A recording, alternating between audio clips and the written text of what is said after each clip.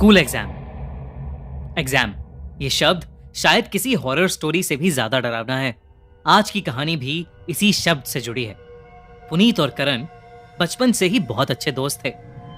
वो नर्सरी से लेकर 11वीं क्लास तक एक ही क्लास में पढ़ते आए थे और वो दोनों ही बचपन से पढ़ाई में थोड़े कमजोर थे, पर दोनों स्पोर्ट्स में बहुत अच्छे थे। पुनीत स्कूल की फुटबॉल टीम का कैप्टन था और करण डिस्ट्रिक्ट बैडमिंटन चैंपियन था। टूर्नामेंट्स में बिजी रहने की वजह से दोनों को ही पढ़ाई करने का बहुत ही कम टाइम मिलता था। पूरा साल कैसे निकल गया उन्हें पता ही नहीं चला और अब उनके फाइनल एग्जाम्स शुरू होने में सिर्फ 10 दिन बचे थे। उन दोनों का उन एग्जाम्स में पास होना बहुत जरूरी था, क्योंकि अगर वो फेल होते तो उनके पेरेंट्स उनके सारे स्पोर्ट्स छुड़वा देते। पुनीत और करण पढ़ने की कोशिश भी कर रहे थे, लेकिन पढ़ाई में उनका मन ही नहीं लग रहा था। एग्जाम में फेल होने का डर उन्हें सताए जा रहा था। ऐसे ही करते करते 9 दिन और बीत गए और अब भी दोनों के बहुत ही बुरे हाल थे। अगली सुबह एग्जाम था और ना तो पुनीत और ना ही करण को कुछ भी आता था। तभी पुनीत के दिमाग में एक आइडिया आया। उसने करण से कहा कि उस आइडिया में बहुत रिस्क है, लेकिन अब बस वही तरकीब थी जो उन्हें कल के पेपर में पास करा सकती थी। उनके स्कूल प्रिंसिपल का बेटा योगेश पुनीत का बहुत अच्छा दोस्त था। उसने योगेश को रात को फोन करके उससे उसकी मम्मी की ऑफिस की चाबी मांगी।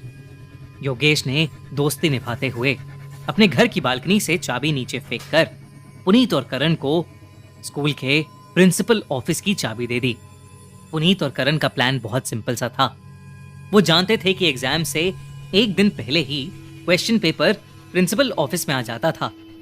उन्हें बस वही पेपर ढूंढकर उसके क्वेश्चंस कॉपी करके घर लाने थे, पर वो नहीं जानते थे कि उनका ये सीधा सा दिखने वाला प्लान उन्हें कितना उल्टा पड़ने वाला था। जैसे तैसे करके वो स्कूल की दीवार टाप कर स्कूल के अंदर घुस गए। रात के अंधेरे में स्कूल अपने आप में बहुत ही डरावना लग रहा था। वहां स्कूल गार्ड के अलावा और कोई भी नहीं था। वो स्कूल गार्ड से छुपते हुए प्रिंसिपल ऑफिस तक पहुंचे और पुनीत चाबी से लॉक को खोलने लगा कि तभी करण को अपनी गर्दन पर थोड़ी ठंडी हवा महसूस हुई। उसने अपने बाईं तरफ देखा तो उसे ऐसा लगा कि जैसे कॉरिडोर के एंड में कोई खड़ा उन्हें देख रहा है।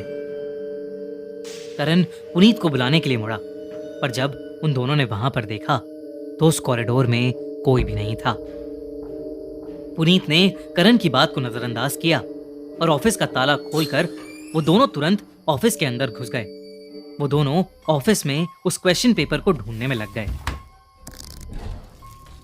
कि तभी उन दोनों के सामने कुछ ऐसा हुआ जिससे उन दोनों के होश उड़ गए। ऑफिस में रखी एक अलमारी का दरवाजा खुद ब खुद खुल गया। पुनीत और करण ने घबराते हुए एक दूसरे को देखा, लेकिन तभी करण का ध्यान अलमारी में रखे एक पेपर पर गया। वो पेपर करण ने उसे उठाकर देखा तो वो कल सुबह होने वाले एग्जाम का ही क्वेश्चन पेपर था।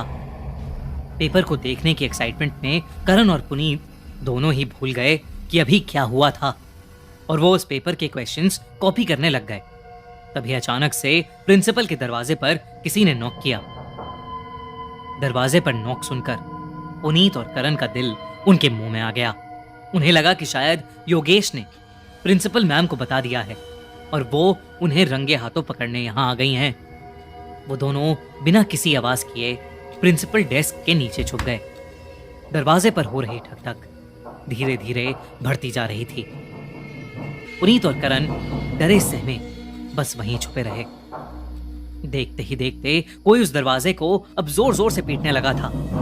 ऐसा लग रहा था कि वो दरवाजा बस अब टूट ही जाएगा, पर तभी एकदम से सन्नाटा हो गया।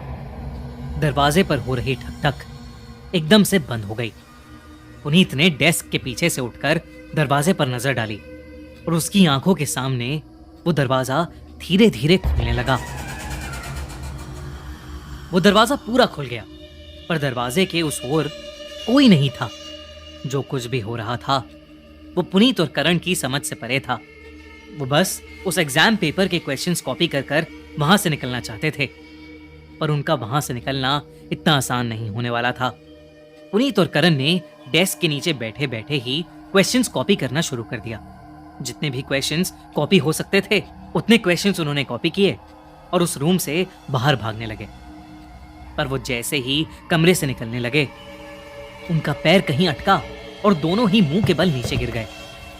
गिरने पर करण की नाक पर बहुत जोर से चोट लग गई और उसकी नाक से खून बहने लगा। वो झटका उसे इतनी जोर से लगा कि करण देखते देखते ही वहीं बेहोश हो गया। पुनीत करण को देख ही रहा था कि तभी उसे अपने पीछे कुछ महसूस हुआ। उसने जमीन पर लेटे लेटे ही अपनी गर्दन को घुमाया तो उसे अपने पास नीले सड़े हुए पैर दिखे। उन पैरों में पस पड़ी हुई थी और वो देखने में बहुत ही ज्यादा भयानक लग रहे थे।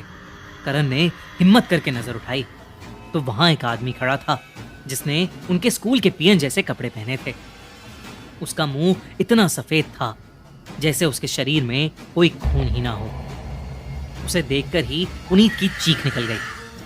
उस आदमी की दोनों आंखें पूरी तरह से सफेद थीं और वो बिना कुछ बोले बस वहां खड़ा हुआ था। इससे पहले कि पुनीत कुछ कर पाता, उस भयानक आदमी ने अपने हाथ में पकड़ा वाइपर सीधा पुनीत के सर पर दे मारा और पुनीत वहीं गिरकर बेहोश हो गया और वो भयानक आदमी कहीं गायब हो गया। अगली सुबह जब स्कूल गार्ड को कॉरिडोर में दो बच्चे बेहोश मिले तो बहुत हाहाकार मच गया। उस दिन का पेपर कैंसिल हो गया और प्रिंसिपल को पुनीत और करण की चोरी के बारे में भी पता चल गया। पुनीत और करण को उस दिन की शाम को जाकर होश आया और वो हड़बड़ाहट में अपने साथ हुआ हादसा बताने लगे। तभी उनके प्रिंसिपल ने उन्हें बीच में ही रोक दिया। उन्होंने कहा कि स्कूल में भूत प्रेत जैसा कुछ नहीं है। उनकी बात को काटकर प्रिंसिपल ने उनसे कहा कि उन्होंने जो किया है उसके लिए उन्हें सजा मिलेगी। पुनीत और करण को 11th क्लास रिपीट करने को कहा गया, पर पुनीत और करण उस रात को भूल नहीं पाते। उन्होंने सब लोगों को अपने साथ हुआ हादसा कई बार बताया, लेकिन सब सिर्फ उनका मजाक उड़ाते रहे।